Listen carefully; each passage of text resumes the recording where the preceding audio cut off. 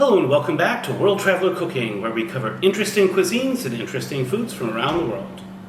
Today we're going to make Scottish suet dumplings. Now, normally you would use beef or vegetable, sort of a vegetable suet work-alike. Today I'm using goat suet because that's what I can get here, so it might have a slightly goaty flavor. That should be okay. The ingredients are pretty simple. I have 200 grams of flour, 100 grams of suet, so it's a 2-to-1, a tablespoon or so of chopped herbs, and 1 teaspoon of baking powder added to the flour. So, I'll also add maybe a 1/4 teaspoon of salt, and that's it. So, let's go ahead and get started.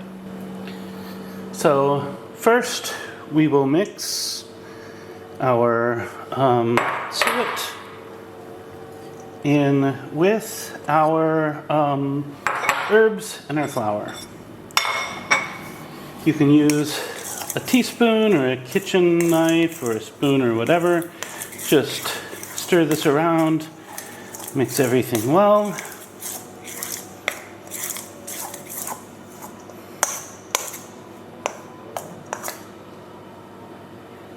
Some of these pieces of suet are really big.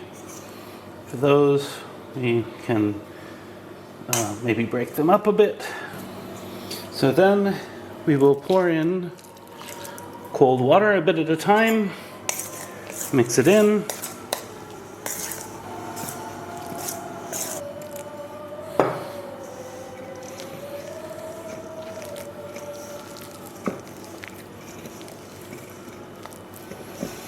And yeah, this is starting to look pretty good, but maybe I'll add just a little more.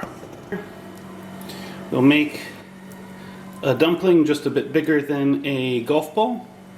And we'll just set it in the stew to simmer. And I'll do that with all the rest of these. And then we'll let them cook until they've risen. And then I'll be back for a taste test. So after about 30 minutes, we see that these have increased in size substantially, and they seem to be largely cooked through. So I guess it's time for a taste test. And now for the taste test.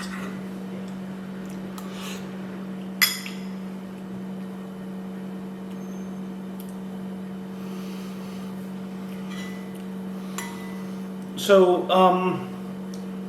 the texture of these is really interesting. The suet also adds sort of an additional layer of meaty flavor.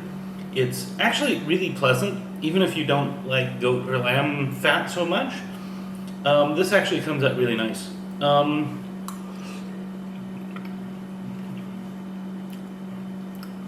The dumplings themselves are pretty tender.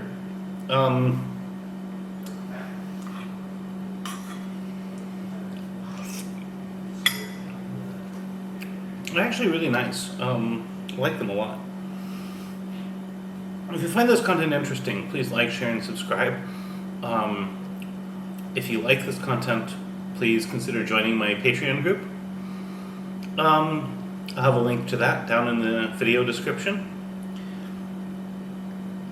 If you have anything to say about this dish, I'd love to hear it in the comments. At any rate, recipes in the description, bon appetit, and see you next week.